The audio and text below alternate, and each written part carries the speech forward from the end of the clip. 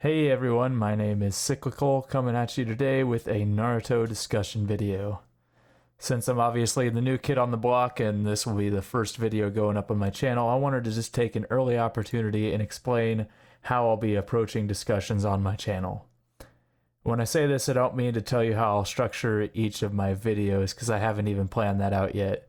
But what I'm talking about today is what my approach is to investigating the questions that I have about the Naruto franchise, particularly with regards to power scaling the characters. The reason I want to go over this today is because power scaling characters and analyzing how they do in things like versus battles is something I feel a lot of creators in this community miss the mark on a little bit. That's not to say that anyone's terrible at making Naruto videos or anything. I just think that the logical process could be done a little bit better in this community.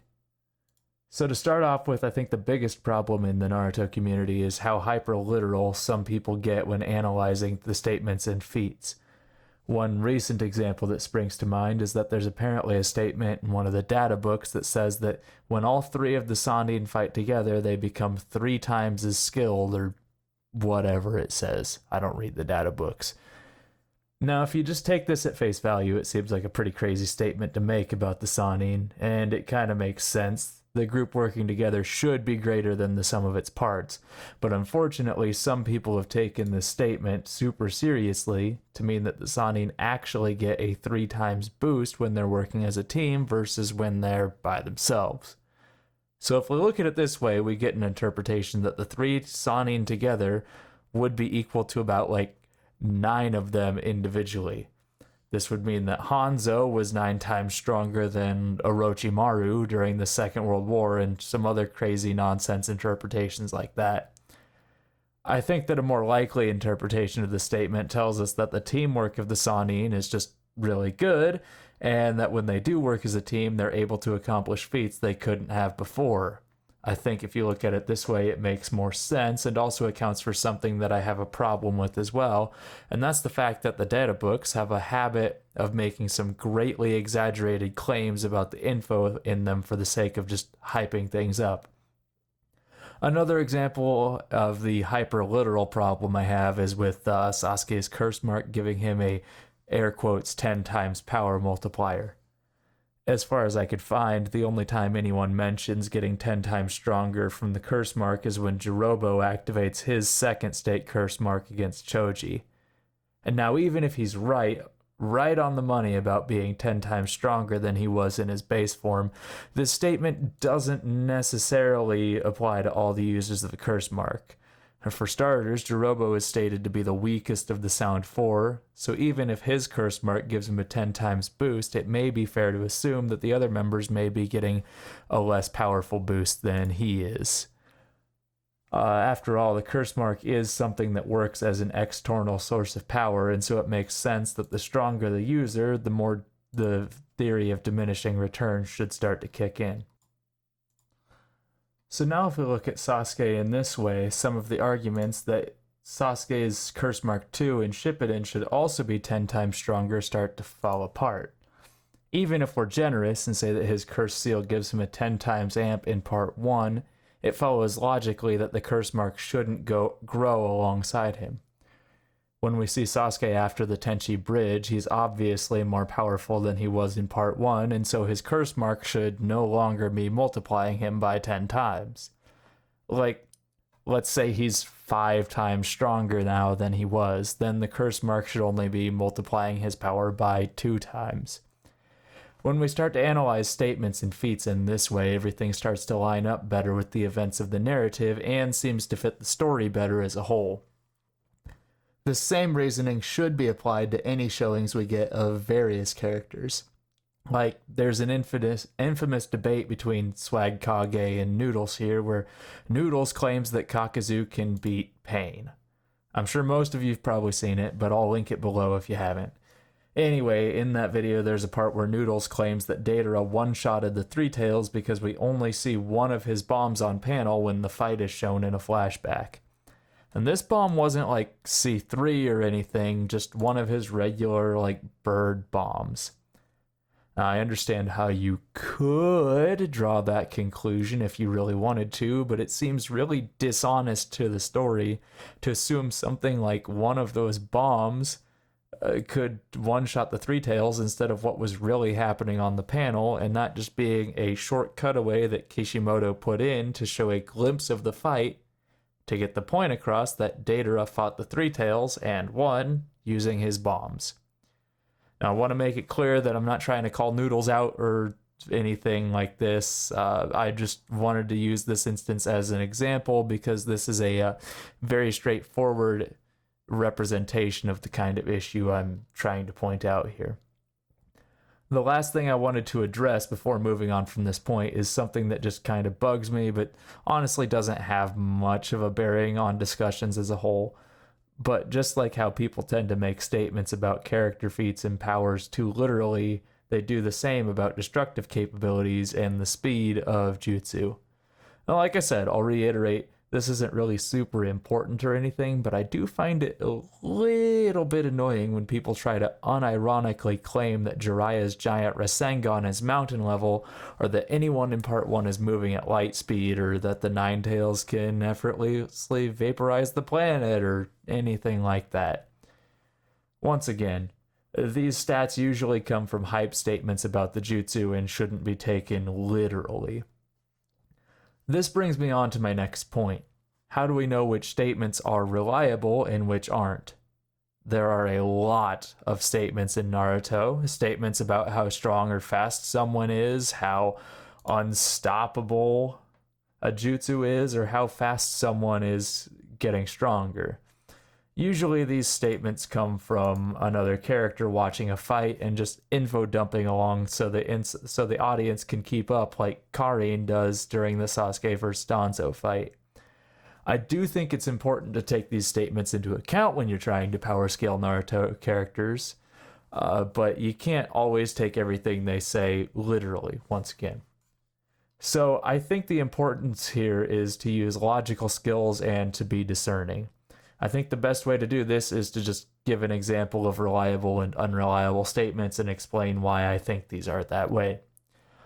So one example of an unreliable statement from another character is when Datara claims that Sasori is stronger than him. Now, this illustrates the point that I'm making here because it seems like if anyone could make an accurate statement about how Datara's strength compares to another character, it should be Datara, right?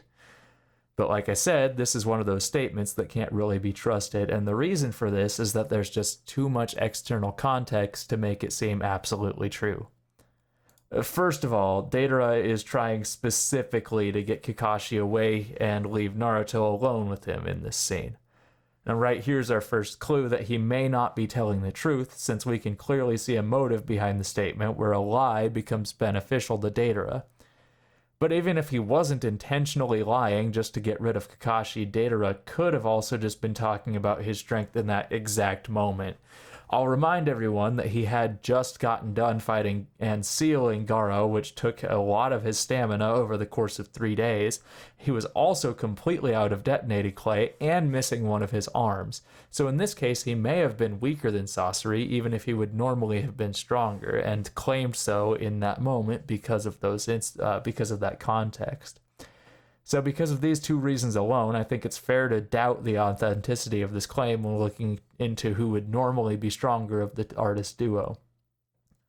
Now, unreliable claims like this have another factor to them too, which is that unreliable claims aren't supported by other pieces of evidence in the series. To continue using the same claim from Datara, there is nothing else in the series that truly supports the idea that he's actually definitively weaker than Sasori. No other characters comment on the relative strength of the two. We don't see them fight each other, and what the two are able to accomplish through their on-screen or on-panel feats really don't give anything away that would definitely prove that Sasori is the stronger of the two ninja here. On the other hand, there are statements that should be considered reliable, and one of these that comes to mind is at the start of the Fourth Ninja War when Naruto finally gets to join the fight. He claims that in Kurama Chakra mode, or KCM, he's more powerful than when he was in Sage mode. I've heard debate about which is actually stronger between the two forms, but at the very least they seem similar in power to each other, and I don't think many people are arguing that. But taking into account the context in which Naruto says this, which is after having used the form for an already extended period of time, and in response to receiving a compliment from Nagato, who he's fought in Sage mode before, it seems like it's a little bit true. Additionally, we can look at the framework of how the storytelling works in a show like Naruto and realize that it wouldn't make much sense in a show like this for him to get a power-up that's not actually more powerful than how he was before he got it. Just for the sake of being thorough, we can take a look at another reliable claim, that being that Minato is one of the greatest ninja of all time. Now, this is a reliable claim for another reason. Like a different reason than what I was just talking about. So while we don't see Minato do anything for most of the series, there are still many characters reiterating this statement over and over again, which would make it really odd if it were a false statement that there are so many characters all agreeing about something. We do eventually get a look at how strong Minato is while he's fighting on a competent level against the strongest villains of the show, and even if you aren't a fan of Minato, it's tough to say that he isn't obviously one of the strongest people around during the fights he's in. And lastly, we can look at this statement from, again, a narrative perception. Through the course of the series, Naruto keeps learning techniques that belong to Minato. He displays power feats and people compare him directly to Minato.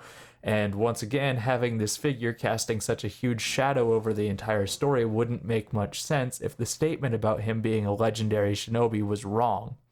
So for reasons of narrative context, feats that you see, other statements from other characters, and the context of the scenes where we see him, we can safely assume that the statement about Minato being one of the strongest ninja of all time is true. Mostly just because it gets backed up so heavily. So moving on, I'd like to address another one of my admittedly minor pet peeves about the Naruto debate community, which is how people perceive these so-called mental amps and mental nerfs. I'll keep this part short, but once again, I'll take the stance of logical consistency here and point out that the characters in Naruto are all human. And just like real people, they can perform better or worse depending on their mental state. Just like how I personally have trouble going to work out while I'm still tired from waking up in the morning, it's fair to accredit some characters winning or losing their fights to essentially waking up on the right or the wrong side of the bed. Think of it this way. If I go to the gym early in the morning and I'm not feeling very energetic, I may lift lighter weights and do a few less sets than if I went a few hours later in the day when I'm more awake. That doesn't mean I'm actually weaker first thing in the morning, it just means that I'm not really feeling up to it. We can use this same analogy to point out that getting a quote unquote mental amp isn't a tangible thing like some people make it out to be, but instead it's simply a tool that the writer uses to show different characters putting out their full potential.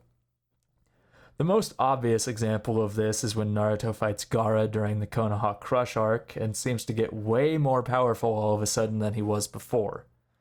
And it's easier to assume that he wasn't actually any stronger in this fight than he was an hour before when he fought Neji and was at full stamina, but instead that he had the motivation to draw out his full potential. If you're in the camp that thinks these mental amps actually make a character more powerful than normal, I can see where you're coming from. It's just that it's a bit disingenuous to think this way when the narrative doesn't really seem to support it.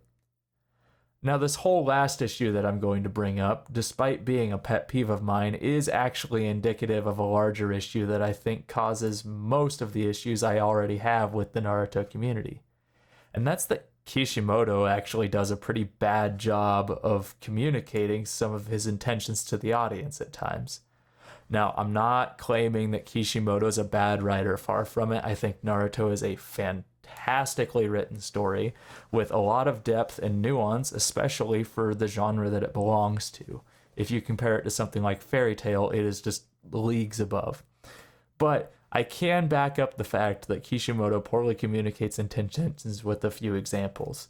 Things like Naruto being about making your way to the top through hard work and help from your friends, but Also, Naruto happens to have the single most extraordinary birth conditions in like the entire universe, including being the reincarnation of the soul of someone who is essentially the son of a god. Or on the flip side of the same theme is how Sasuke is supposed to be an absolute prodigy but can't seem to get powerful on his own without outside help, i.e. the curse mark and other boosts from Orochimaru being manipulated by Itachi to make the Sharingan stronger and Obito helping him along the way. There's also the theme in part 1 about how the previous generation is supposed to be surpassed by the current one that gets abandoned in favor of Hashirama having some big ol' tree muscles. The power progression of the series gets swept into this pile of inconsistencies, which is really unfortunate because the power system of Naruto's jutsu is, in my opinion, one of the best in all of fiction, and it would have been so much cooler if the consistency of the system didn't have to take a backseat to narrative elements like plot twists and suspense all the time. I don't want to go too much into depth here right now because I feel like this is already dragged on for a bit too long, so I'm going to leave off with a very brief recap on what I feel is the proper way to dissect Naruto and play out hypotheticals like versus battles. So if you've been paying attention, I've already touched on this method, but in short, it boils down to a few steps. The first is to look at the narrative and practical context of whatever piece of evidence you're looking at. This means to take the effectiveness of a particular jutsu or whatever other technique and hold it under the microscope of things like how dangerous the scene makes it seem like it is, and how it got used to effect or got used and got countered, and apply it to the scenario at hand. So considering the new context of the hypothetical that you're considering, for instance, if you want to ask if Naruto's Rasen Shuriken would have won against Sasuke's Chidori in the Final Valley, it should be pretty obvious that it would, but if you use the steps of looking at the context of the scenes and how effective each jutsu has been historically, you can get to the correct conclusion, which is that Naruto's Rasen Shuriken would definitely trounce Sasuke's base Chidori. Secondly, you have to consider how the elements of a fight or whatever other scenario you're looking at interact with each other. And this includes nature releases of the jutsu at hand, the personality of the characters involved, and anything else that comes to mind that seems like it could have an impact on the outcome of a scenario. I'm really hoping this all got through to you guys, and if you stuck around to the end of this long in the video, then thank you so much for watching and listening to me rant about this.